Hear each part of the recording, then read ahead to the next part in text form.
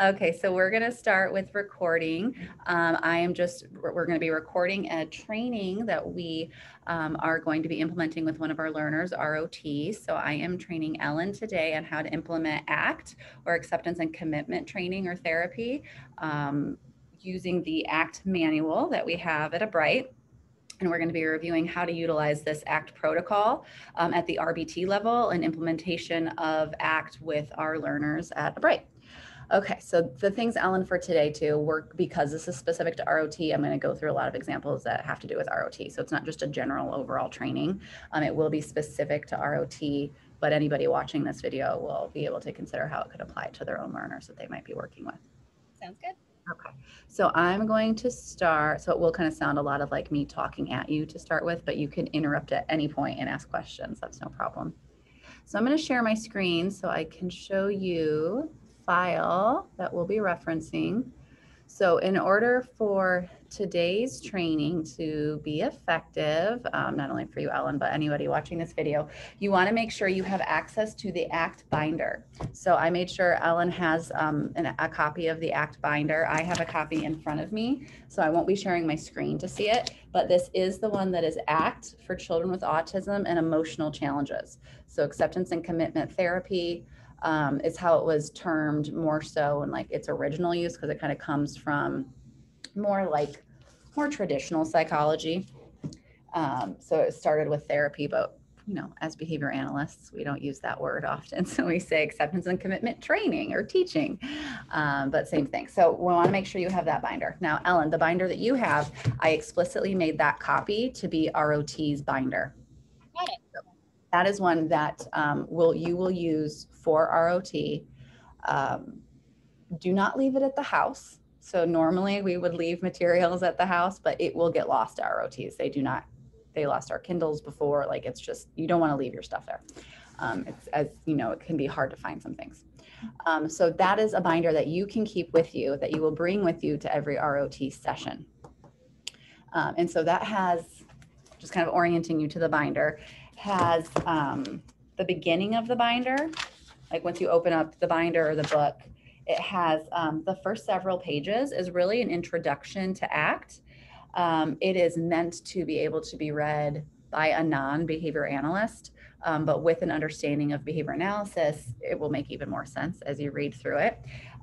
So it's something you're welcome to read on your own. I'm going to summarize it for you, but I know, Ellen, that you're interested, obviously, and you're pursuing your BCBA right now. So this is probably something that you'll really geek out on and like to read.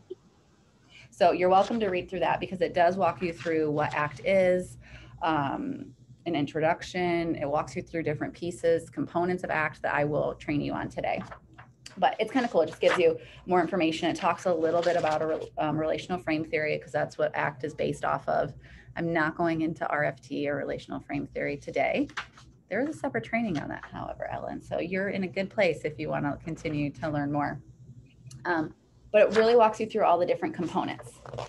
Then what it gets to on page 37. So the first 30 pages are like introductions. If you look at like the 37, this is the photocopied version of the book. This brings you to the first lesson. Am I allowed to mark it? Yep. Mm-hmm. You can mark it. So page 37, this, like, I'm going to show it to the camera too. So this shows you lesson 1 or day 1. So each, like the overall protocol for ACT is that you don't ever repeat a lesson. It's like one lesson a day. And sometimes you could do more than one lesson a day, but the overall plan is you do a lesson once and then you move to the next one. So for our learners, that can be fun because they're not doing the same thing over and over again. You know, for those, you know, ROT is a learner who is a more sophisticated skill set. He's in a general ROT is in a general education middle school setting, an 8th grader right now. So we're talking about a more advanced learner who certainly does not want to go through like repetitive things. So that makes this really helpful. So I'm just orienting you to the format so you can kind of see, if you flip the page, the next page is the second part of day 1, and then lesson 2 starts on page 39. It's day 2 and so forth. So there are how many lessons? An insane number, like over 100, I think. I'm seeing 180 lessons. So it will take a long time to get through this entire protocol. Yeah. Mine is double-sided. Yours is not. So yours is like ginormous. I know. But that's the kind of overall layout. Now in your binder, Ellen, I also included a copy of this document. So the one that I'm showing on my screen, that should be in the very front. Do you have a paper that looks like this? Perfect, okay. So this is just our kind of brief ACT protocol as far as the way that we use it with our learners. So everything I'll be reviewing today on this sheet, you have in that binder, so you can reference it. If you're like, what is diffusion again? The definition, a brief 1-second summary of the definition for you is right there. So it'll be a good reference tool for you. Okay, so that's the binder. That's if somebody else is watching this, maybe you see the book, because I have like the physical book myself, but we made sure that every office has a copy of the ACT binder. One thing that I often like to do for learners is have that be that learner's copy, so that should something be really meaningful for them, they can go back and like look at how they answered this question about a bad day that they had or something like that. So in an ideal circumstance, they're able to go back and use it as a tool. Like, gosh, let me, kind of like journaling in some way that maybe they would go back and look at. Now, I found that none of my learners have actually done that unless we explicitly require it. And then for ROT, because I think if you leave anything there, it will just be lost. So I would say for ROT, we're not going to do that. So you'll just keep it with you.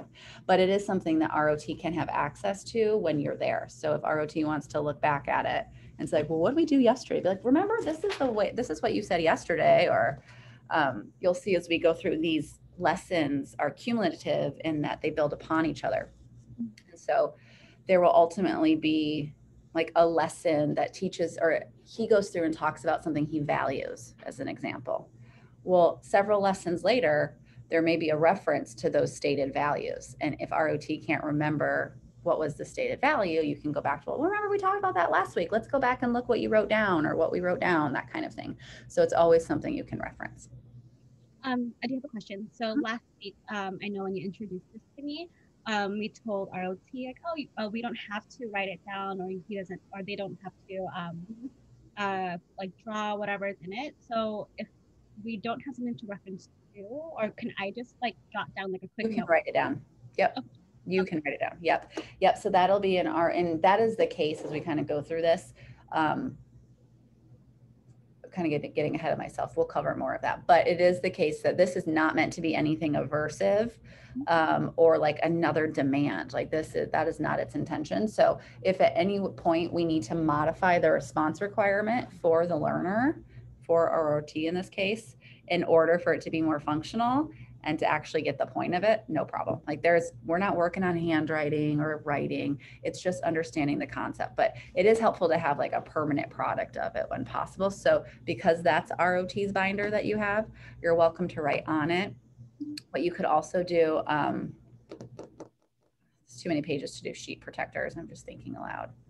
I would just write on it and then you can reference it later. But I would encourage you though, perhaps you use just a blank piece of paper if you're writing it down, as opposed to this piece, because if ROT shares sensitive information with you, Of course. You don't want to put personal or sensitive information in a binder that you carry around with you.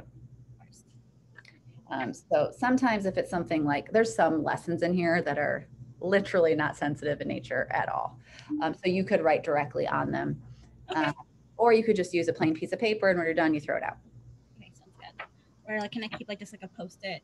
Yep. So it's not something. Okay, perfect. Yep, exactly. So the act itself of like the verbal behavior surrounding this protocol is the important piece, not the permanent product. So it does not matter if this was filled out like correctly or if you lost the page of it, that does not matter. Though it's cumulative, it's more like because you're acquiring new skills that build upon each other. ROT does not need to reference, is not required to reference old lessons. It's not required to write it down. It's just sometimes that's just another benefit that can help cement the understanding. Okay. So any questions before we actually go through what ACT is or how you're going to implement it? Because we haven't talked about any of that. This is just about what the binder and the components of the binder. Any questions on what to have with you when you do ACT? No. Okay, awesome. So now I'm just going to reference the training handout a bit. So acceptance and commitment therapy, the way we're going to use this protocol for ROT, and often at a Bright, I'd say the way we're using this specific protocol is as an antecedent intervention to address challenging behaviors. We sometimes have goals specific to the ACT lessons. ROT does have goals specific to ACT, like present moment awareness, identifying values, things like that. But oftentimes we use this really as an antecedent measure. Some things I've already kind of mentioned. So when I say that as an antecedent measure, I should expand, meaning it's not like we all of a sudden go to an ACT lesson contingent on his inappropriate behavior, right? It's more like this is just, it's like a program. That's kind of the way we think about it. It's like, oh, let's do our ACT lesson today. It's kind of like a program that you do, but you're doing it, the purpose with which we're doing it is as an antecedent intervention for undesirable behavior. Okay, so the way that we'll implement ACT is you will conduct a specified number of lessons. Those lessons are those worksheets that are organized by day, each treatment session. So for ROT, I would like us to do at least one a day, one per session. Some are so quick that you could do more than one. Others take a long time, like even the one that I showed you last week took a bit of time, right? So just try for at least one, but if you have, ROT might have some really long sessions, for example. If you have long session days, you can probably get through a bunch of lessons because ROT doesn't have that many acquisition goals. So this would be one you could get through more of. But you do kind of want to just, like for ROT specifically, kind of see ROT's motivation for this. Like we don't want to keep doing it to the point that it becomes aversive. And so you don't want to do a bunch back to back. You can kind of see ROT's getting a little, I'll speak loosely, like more shut down, like ROT's not talking about the things that as openly as they typically would, those types of things. That's time to move on to something else. You'll know that ROT does not love talking about emotions. ROT specifically, and that most of the children in the family also have some traumatic experiences. And so we have to be really careful with the way in which we address things for ROT. So if ROT is not into talking about something that was traumatic for ROT, do not make ROT do that. That is not our purpose, our intent. We are not there to perform like mental health services. We're trying to teach ROT some skills that can serve as like coping strategies should, under conditions where challenging behavior is more likely. That's the way we're taking this on. We're not taking this on in a traditional mental health point of view. Okay. So if ROT is not into it, not the time to do it. Yep. Okay. And I will say for anyone watching the video that it's specific to ROT because we do want to be informed about trauma and how that could be impacting things. So another clinical manager might have a different protocol for a different learner. Okay. So what ACT does is it basically teaches 6 concepts that are identified as the ACT hexaflex. So like kind of a fun made up word, but that's very specific to ACT. And they are used to promote what we call psychological flexibility. So that's really what ACT is all about, teaching psychological flexibility. So I'm going to go through that on the next page as far as what each component of the hexaflex is. But for now, you can just think of there are these pieces that all work together, these concepts that all work together to help somebody be more flexible. And if you think about our learners on the spectrum, ROT is a good example too. Inflexibility is something that we see. Rigid behavior is something that we see. And this takes it to address that flexibility in a more psychological type of circumstance. Okay, so one thing that you can do when you're implementing the protocol is to review the ACT components in the ACT binder for refreshers on the particular concepts reviewed in the current lesson. So when just orienting you to the pages again, if you go to pick any random page, I happen to open page 94. And it's, I'm sorry, page, yes, 94, lesson 29, day 29. And the lesson is on mindfulness. And if I look at that little page, you see there's this little shape in the corner. right here, that's called the hexaflex. Mhm. And it has shaded in and labeled it as a P, meaning that this lesson is actually targeting present moment awareness. And so that you can see in the handout is listed as present moment awareness equals P. So I might say, oh, I'm on day 29. We're going to be targeting present moment awareness. What's that again? That 1 hour training Val did with me does not necessarily I don't remember what that is. And so it can be helpful to go down to what you'll see. We'll get there in a second is here's, a 1-sentence summary of what present moment awareness is. Or you can go to the beginning of the ACT book that has different sections. So on page 15 of the ACT book, there's a whole paragraph labeled present moment awareness. And you could literally just skim through that again or read that section again to help remind you of what is the concept that you're trying to teach in that lesson. It'll make sense as we get going through it, but it's just a refresher, and that's why all this is typed up for you so you can see that. If you're ever like, what am I supposed to be talking about? What's diffusion? Just reference the manual. It'll tell you exactly what it is. Okay, so before we get through the components of ACT, I want to just give you some keys to implementation. So I know, Ellen, you got to see me model lesson 1 or day 1 with ROT last week, and you'll see as I go through these points to implementation that these are the types of things that I was doing. So just so you can think about that example as I go through it.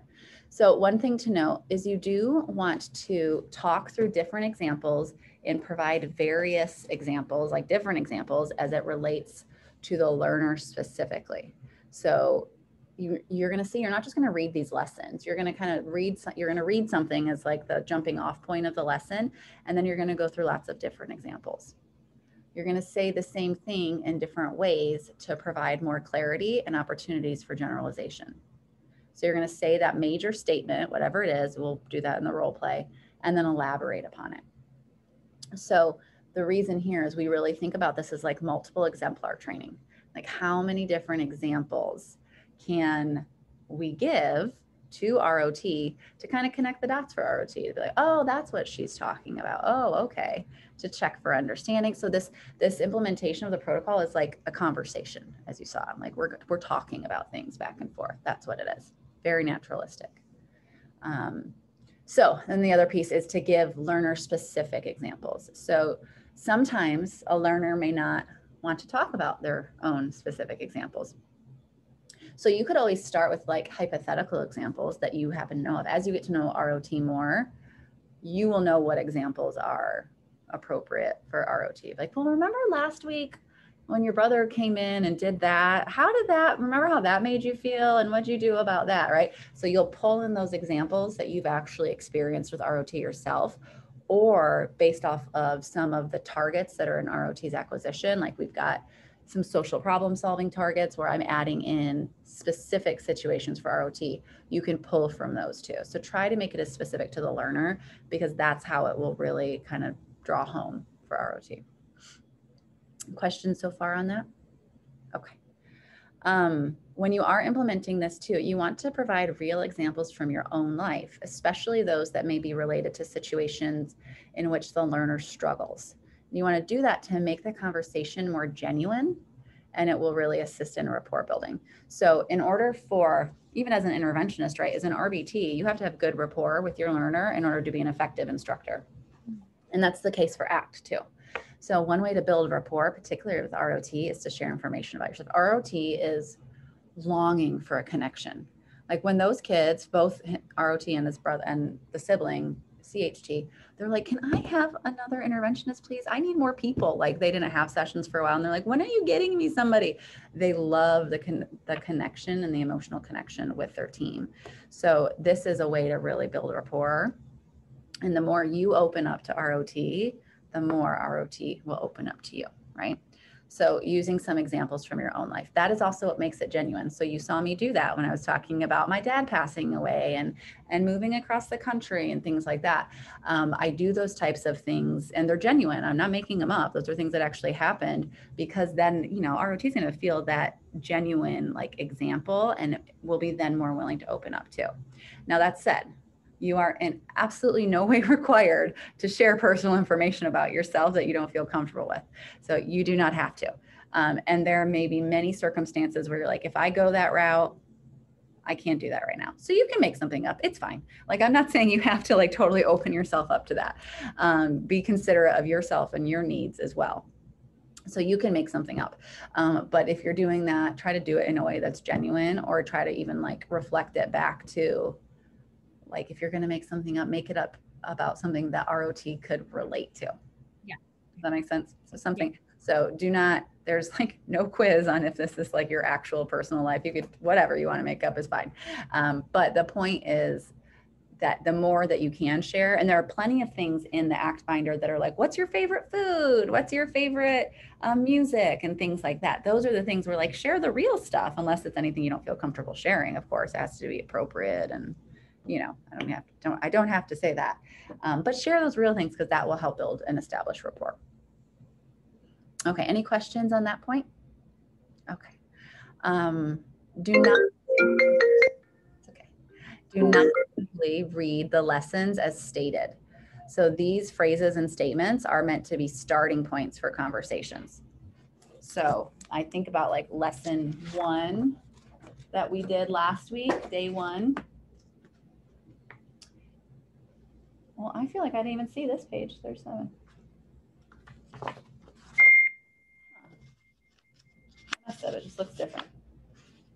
Oh no, because we did day 2 last time. That's why I was like, that's not the one we did. So day 2 on page 39 of the ACT binder.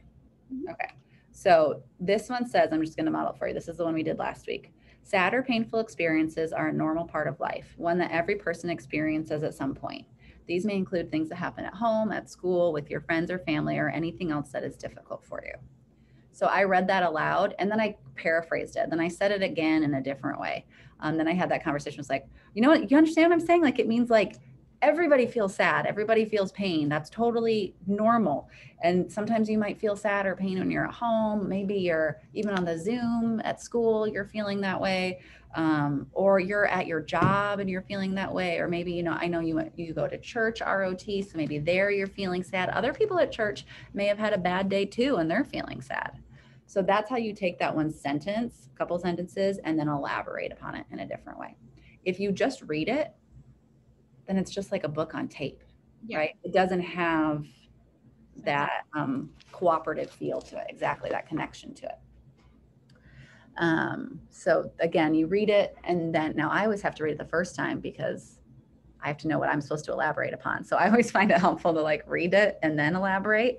If maybe, you know, ROT is in the bathroom or something before you run this, you're like, well, I already read it. You could just jump right off with the summary of it. That's okay too.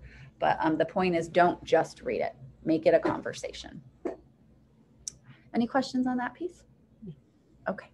The next is to create a safe space. There should be limited distractions, and the learner should be told that this space is one in which they can discuss any topics, thoughts, or feelings freely.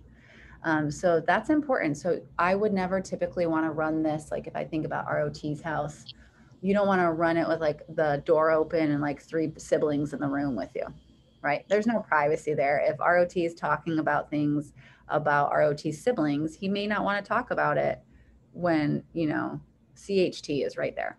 So you want to keep a space that's free of distraction. And then I do think it's important to like, it's okay to talk about these things. Now I give the caveat, we are not ROT's mental health professionals. We are mandated reporters. So if at any point ROT were to share anything that could suggest child abuse or neglect or anything like that, we would have to share it. So it is not a full-on confidential space.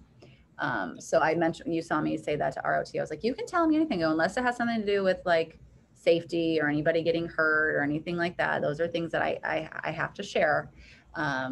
But if there's things that you like, things you don't like, know that you can share that with me and there's no judgment. So that's the space to go with it. Okay, any questions on that piece? No. Okay. All right, then the last section here says you want to try to infuse the components of ACT, so these hexaflex components that we haven't gone over yet, but we will, into the present moment throughout all of the session, even before or after the lessons are being implemented. So kind of think about it as like whatever you're teaching ROT, like you're teaching acceptance, let's say, is one of the points of hexaflex. Once you guys have covered a topic, consider that as like a lesson or a concept that you've taught ROT, and now you can employ that concept throughout session when it seems like naturally relevant. Okay. So something comes up and you're like, oh, well, that's kind of like what we talked about yesterday. Remember how we said that and how sometimes it's hard to accept things or even just recognize that they happen? This reminds me of that. So you're just infusing it in a natural way. It's kind of like, you can equate it to, you teach a child to engage in a pretend play skill, like an early intervention program. You teach pretend play with babies in a program. And then, you know, next week he's playing babies. And then you're like, ooh, let me target the generalization of that pretend play skill to this context.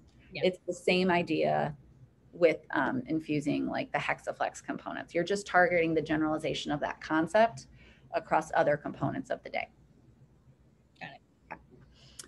All right, so let's see if I elaborated here. So if a situation occurs that a concept of hexaflex could address, pause the interaction and begin to discuss it. For example, see, look, even your brother feels bad sometimes. See how he's sad that he can't be in session right now? That's like what we talked about earlier, where like everybody feels sad at some time and wish that they could do things or have things that other people have, or they get to do things that other people get to do. So you don't even have to tie it in just to ROT's own experiences, but to like any context, anything that makes sense. Maybe it's something on a show he's talking about, or again, in this example, a sibling is experiencing something. Okay, so those are kind of the simple take-home points for how to run ACT. And I'm going to teach you more about ACT itself, and then we'll do some role play. So it kind of reminds me of how I told you, Ellen, you know, that you had just finished our initial training and you go through all these like discrete trial teaching procedures, our specific net-based procedures. This is literally none of that. This is like all of those things, not that they don't apply, but this is different. Even this, when you think of it, it's an antecedent intervention. We're not even taking data on all of these lessons because it's an antecedent intervention. Where it's not discrete trial teaching. It's nothing like that. This is really very different from any of the things that you experienced in our initial training. Okay. So now on to what is ACT. As I mentioned before I started recording, like I'm not going to be able to teach you everything about ACT today. Even myself, for me to really learn about ACT, I went through, you know, there's like 5-day workshops on ACT. There's 3-day workshops on ACT. I went to like a 1-day workshop or something like that after ABAI. So there's a lot you can learn about ACT. You do not need to know all of that to implement ACT with ROT, but you do need to know some of the basics. So ACT is surrounded, well, it's really made up of these 6 components of the hexaflex. So I oriented you to that picture on like one of the lessons where there was a fun little hexagon or a shape. And then there's a section that will be highlighted of that hexagon for each lesson. And it tells you what component of ACT you're working on that day. But the actual picture of the hexaflex is on page, if I can find it, or who can find it first. It's in the intro. Components of ACT. Here it is, page 11 of the book. Here's your handy dandy visual. Okay. So this just shows there's these 6 pieces and they all work together in cooperation to assist a learner in having more psychological flexibility or being more flexible in the way they interact with their world and their verbal behavior in particular. So this is all specific to verbal behavior. So one of the concepts of the hexaflex, without getting in too much detail, is called acceptance. That term means what you would think it means. It's basically acknowledging that events or thoughts that have happened, just acknowledging that those events or thoughts that have happened, acknowledging that they did happen, they happened, and then letting them be rather than trying to change them or judge them. So the concept of acceptance is like acknowledging that that happened and accepting that it happened. It does not mean that it's okay that it happened. That's not what it's about. So if somebody were really to be traumatized or injured or somebody took advantage of them, that is not okay.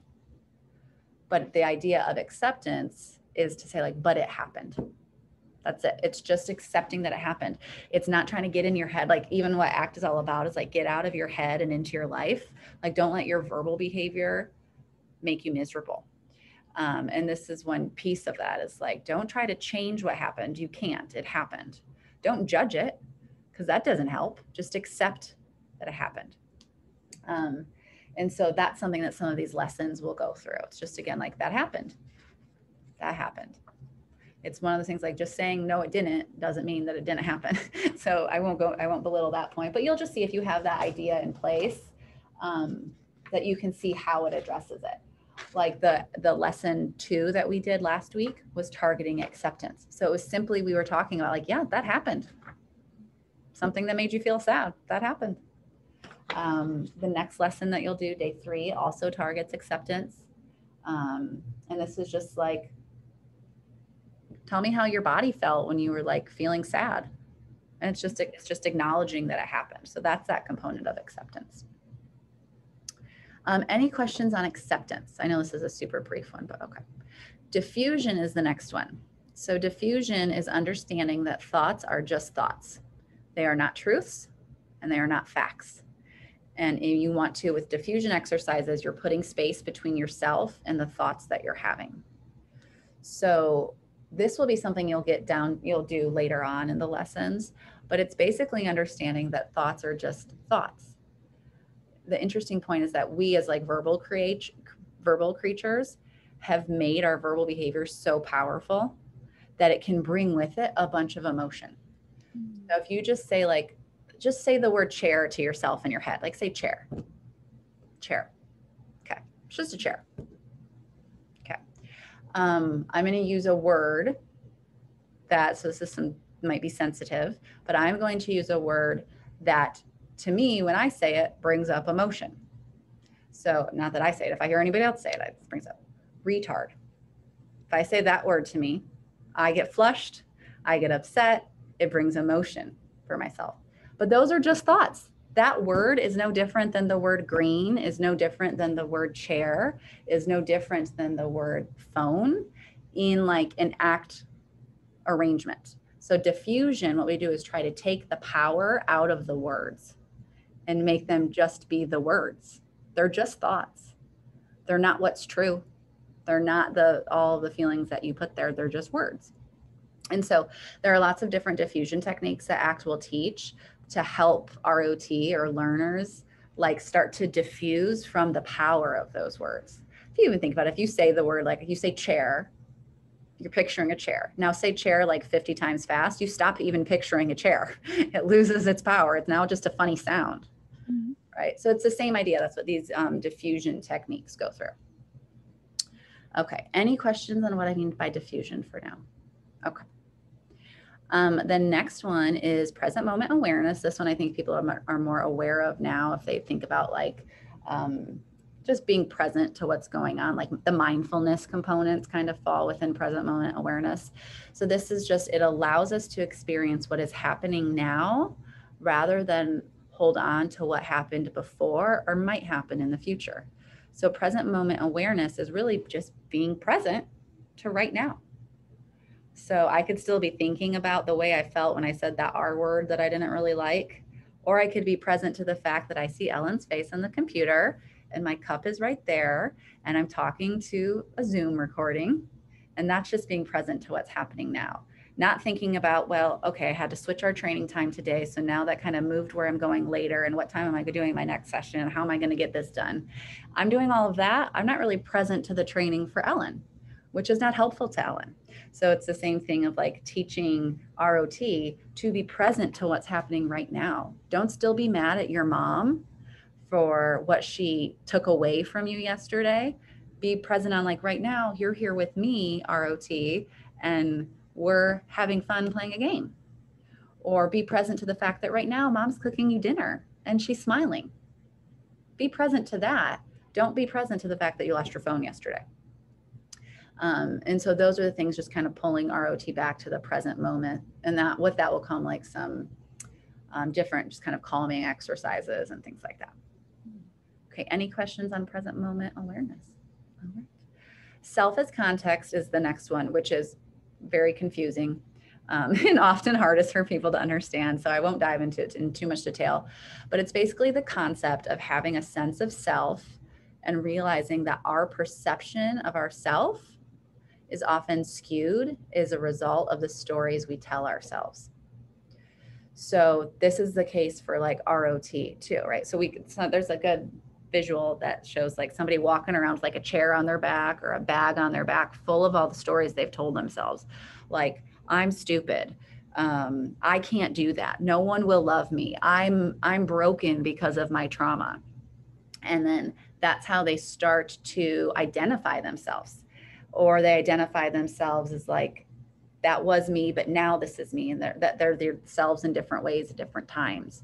And so that one is harder to kind of dive into because it's more confusing and it's more complicated. And even like adults, typically developing adults have a hard time figuring this concept out. So for how we might employ that with ROT or one of our learners, that type of thing, you're just going to follow the lesson the way it says to follow it. But I think the take home point for the ways that you'll implement that is knowing that the context is like, you're not the stories you tell yourself. That's not who you are. That's not who ROT is. ROT is not the things that ROT is said about themselves. That's not it. Those are just stories. That's just verbal behavior. Okay. Number 5 are values. So values is a huge part of Hexaflex. And I would say with our learners, this is one that I found to be really effective and like hitting this one a little harder. So values are simply clear life directions that hold true no matter how you feel or where you are on a given day. So sometimes people get values confused with goals. So, because I might say, what's a value that you have? And ROT might say, I want to be a mechanic. And I say, that's a goal. Okay, goals are awesome and important, and they can be in line with our values. But values are more like bigger picture. Like, think about like, what are traits that you value? What are outcomes that you value? So I like to think of like examples of values could be honesty. That is a value that I hold. Being kind to others is a value that I hold. Education is a value that I hold. So those are different values, but there might be goals in relation to that, but those goals are not the value themselves. So that will kind of, these lessons will walk you through like how to identify values. But that's really it. Like kind of, I've had clients say like, integrity is a value that I have, or sticking to your word is a value that I have. Always doing my best is a value. So those are all types of examples of values. And then the last one is committed action. So committed action are just the behaviors that you emit, so the things you do or say that are in line. Oh, there's a typo. That are in line with your values, that should say. I've never noticed that typo. The behaviors you admit which are in line with your values. So if I have a value of honesty, my committed action towards that is telling the truth. That's the behavior. So if I have a value of honesty and, I don't know, my daughter says to me, do you like what I'm wearing? And I think it looks ridiculous, but I value honesty. If I were engaging in a committed action, I would tell her the truth. Now, I also have a value of kindness. And if I am engaging in a committed action towards kindness, and then if kindness and honesty are at odds with each other, that's kind of hard. So I might meet somewhere in the middle Mhm. and like kindly say like, that's really creative. Because that's a kind and also honest way to be. I am Mhm. not lying. It is very creative. So see how like it's behaving in ways that are in line with your values. So I have a learner who we've done ACT with who has a value of doing what you say you're going to do. Okay. Like he hates it when his parents change their minds or his parents say, we're going to do this later, and then they change plans. He can't handle it. So one of his values is doing what you say you're going to do. So we've been able to teach him to really identify his own values and then behave in that way. So we'd be like, but dude, you said you'd show up to session on time today. You committed to that. Mhm. You have to act in accordance with your values. You value doing what you say you're going to do. You got to do what you say you're going to do. And so that level of commitment and identifying and trying to really walk in line with his values helped him like show up to session on time. So that's what it is. It's basically doing things that are in line with what you value. Okay. Any questions on those concepts? They're so deep. I mean, literally, you can Yeah. spend a day on each of them. It just seems like a concept that doesn't just relate to our learners, but people in general. Yeah. Yeah. So this act was originally created by one of my old professors, Steve Hayes at UNR, in more of a traditional psychological standpoint. Like it kind of fell out of, though he's a hardcore behavior analyst, he's one of the founders of relational frame theory. And then he took it towards his clinical practice that was meant to treat, typically developing adults with anxiety.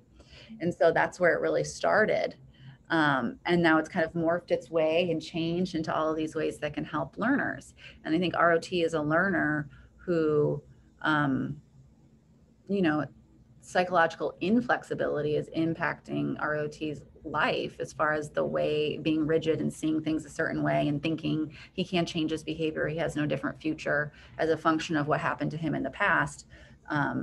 So these are types of things I'm kind of talking bigger picture for ROT specifically, but these are ways that it can help. Like, yeah, this is not just for learners with autism. They've adapted the ACT curriculum to be useful for learners with autism now, but that's not where it originated. Okay. Yeah. Okay. So I'm going to stop the share. So those are, again, the main pieces. You'll see when you scroll through the binder, there are so many different lessons, but it is important to always reference what part of the hexaflex is being addressed right now. So you can have that in the kind of the back of your head while you're reading the lesson. So the great thing is you don't have to make up what you're supposed to do when you're implementing this. Worst case scenario, just read it and do what it says. And then if you can follow that, it's easy. But if you can think about the ACT components behind it, then you can dive a little deeper and you can employ it across different parts of the session. So that's kind of the protocol, the way that you'll implement it. You will, I will shape your ability to actually implement this. So I do not think in any way that after our training today, even with our role play, you're going to go in and run every lesson of ACT exactly like I would. I do not think that's going to happen. That is not the expectation. But it is just to kind of read it and do it. And then I'll be overlapping in your sessions and will, I might jump in and add something to it. So I'm hoping to overlap today. I think you see ROT. So I think I'm going to overlap from 4 to 5 with you via telehealth though. So we'll talk about that when we hang up. And then I will kind of jump in and give examples myself or show you other ways to do it. And then I'll just continue to provide feedback on these things as you continue to run ACT. But you can't mess it up. It's totally okay. Just if you read it and do what it says, you won't mess it up. But in order for you to get the most out of it, I'll give you more feedback and tips and examples. Okay, awesome. Any questions? No. Okay, so we've got about 10 minutes left. So what I would like to do before we stop recording is I'm going to role play a few of these with you. I will be the interventionist. You can be the child. So I'll model some of these things. I know you saw me do it once, but I'm going to pick another one. And then we'll stop just so whomever is watching this can see some role play too. And then we'll stop it and then I'll have you role play for me. Okay, so I'm going to pick, I always think this is fun, just a random one. because I have not done every single one of these lessons myself. So it's kind of fun to just pick one and be like, how would I do that and target that? It's not always easy.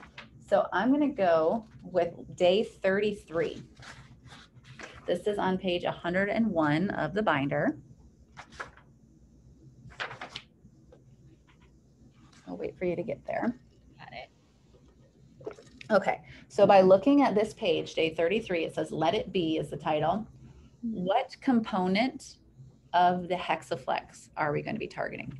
Values. Values. And you know that because it has a V in the part that's shaded in the hexaflex. So that means we're targeting values. Okay, it's my favorite one to target. Okay, so you'll be the learner. And I will say, like, even the first lesson I did with ROT, I did via telehealth. So it's definitely something that can be employed via telehealth, also when you're in person. So that can be done either way. Okay, so I have not read this one before, so let's see what happens. So it says, okay, imagine that a rope connects you to your struggles with pain or anger, and you have a pair of scissors. So I read a sentence and I'm gonna like restate it in another way. Like, okay, so think about it, ROT. There is this rope between you and your struggles with pain or anger. That's the ropes there. But you have scissors. And if you try cutting your struggles away, the rope keeps growing back. So you constantly have to worry about cutting them and missing out on your life. Okay, so picture that, ROT. We've got this rope. I keep trying to cut it. It keeps growing back. Why are all the strands growing back? I'm constantly having to cut. That's all I'm thinking about. Okay, but what if you just let the ropes dangle by your feet? Okay, so think about that. I'm gonna, instead of picturing this tight rope between things, what if I just let it dangle by my feet and let the rope just be there? I'm just gonna let the rope be there, and I don't have to keep worrying about cutting all the growing strands back because they're not growing, they're just there. Okay. So then the questions go to one thing I didn't orient you to as I see this now. On each lesson, it says there are 3 columns. So it says grades K through 4 on the left, intermediate grades in the middle, and then middle and high school on the right. These are there because there are, the question you ask the learner can depend on what type of learner you're working with. So this is meant to be applicable from a kindergartner all the way to a high schooler. So ROT is middle school. I will say the cognitive level for ROT is a little lower than that. So I'd probably stick more in the middle school range. Still, that's the one to the far right. But if at any point when you're doing that middle high school range, you're like, I don't think ROT gets what I'm doing here. I don't think that concept's being addressed. Just back it up a little bit to the question in the intermediate grades. Okay. Because the intermediate is the same question. Are the same question. Okay, perfect. In this one, there is. Excellent. In some of the other lessons, they're different questions. So here it doesn't matter. That's the question we're going to ask. So the question says, okay, so remember we've gotten to the point where the ropes are, what if you just let the ropes dangle by your feet? Okay, so here's the question, ROT. What do you do and why did you choose this? And ROT might be like, huh? You might have to reread it. Okay, so remember there's this rope that connects us. It's connecting you to your struggles with pain or anger, and you have a pair of scissors. But if you keep trying to cut the struggles away, the rope keeps growing back. So you constantly have to worry about cutting them. And then when you're worried about that, you're missing out on your life. Or you could just let the ropes dangle by your feet. So what do you do? Which one do you do? So you tell me, so ROT, we can write it down, or you just want to talk about it? And what would ROT say? Just want to talk about it. Okay, we don't have to write it down. That's right. So this is how we're modifying kind of the response requirement. Okay, that's fine. Let's just talk about it. So what do you do? So you tell me, ROT, what would you do if those are your 2 choices, to hold it tight and keep trying to cut it, or to let the rope dangle by your feet? What do you want to do? Dangle by my feet. Okay, cool. Why would you choose that? So I don't have to worry about it. Okay, that makes sense, right? Exactly. Like otherwise you can't even see like what your brother's doing or what your dogs are doing, and you're missing your favorite show, or you're not learning more about building cars because you're just constantly worrying about cutting that. But sometimes if you just like let it fall, it's just there. It's kind of like my hair is just right here. That's it. I don't have to worry about it. Just let it be. It's just there. That's what we call like being okay with it, right? So that's just how you would do that part of the lesson. So what's interesting is I know that this lesson is targeting values, but I also pulled in some acceptance into it based off of like the 32 lessons before where we were talking about acceptance, because Let It Be is a little bit about acceptance. Yeah. But so we're still kind of building up to the value component. Okay, so now there's a second page to day 33 on page 102. So so this is kind of the theme you see with each lesson. There's like a verbal conversation, and then there's some sort of like, there's a lot of drawing that happens. There's other like some sort of motor activity that happens. So this one says, have a large rope available. We might not have a large rope available. So we're gonna talk about how we modify this. But I'm glad I picked this one. Have a large rope available and divide the students into groups. So this one was meant to be done with like groups of students, which we're not doing. Have the students engage in a game of tug of war. Have them notice their bodies and how hard they are pulling at the rope. Where do they feel it? Have them imagine that the other team is in their thoughts. Have them notice how difficult it is to pull against the other team, which are their thoughts. As they struggle with the rope and fight against their thoughts, have them let go of the rope. What happens if they let go of the rope and stop pulling against their thoughts? Are they able to move forward towards their values when they stop fighting against their thoughts? Okay, so this is a great one. I'm glad I picked this one because you'd be like, I don't have a rope. I don't have anybody. What are we doing? So if it's me, I might even like see like, what can we make from around the house? I'd be like, hey, do you have like a jump rope? Sure, let's do that. Do you have, let's just pretend, ready? Like you just kind of get creative with it. And it's like, okay, we're pulling it, and now let go. And oh, I fell down when you let go, ROT. It's like your stress just fell down. It's not in your way anymore. It's not a barrier anymore. So are you able to move forwards towards your values when you stop fighting the thoughts? And that might be a little harder to kind of answer. So you might be like, what? Yeah. Well, I'm thinking like, if you're not busy pulling on it, it's kind of like, I'm not in your way anymore. If I'm your barrier, I'm your thoughts and your stress and your struggles. I'm preventing you to get to the thing that you value, which is whatever he's going to say his values are. I don't know what they are yet. But if I fall down, I'm out of your way. There's a free path. You can get right to the thing you value. So that's kind of the way you would talk about it. Now, how you talk about it at this point, you would have to know, like, what did he say his value was on day, 9 or whatever day you get to it. So this one is a good example of sometimes when you read these and you're like, how am I going to do this? What do I do there? And do not worry. There have been so many where I'm like, okay, that might not have been where I've gone for it, but just go through the process. If anything, it gets ROT thinking about these things, which is part of what we want to do. So if you're not exactly sure what it's trying to go for, it's not the end of the world. Just try to like make it be something that makes sense. Okay, cool. Any questions on that example? All right, so that is a quick 1 hour summary. I'm going to stop pausing right now, or stop pausing, and stop recording. So thanks everyone for watching. Hopefully you will now have more training with your clinical manager specific to your learner.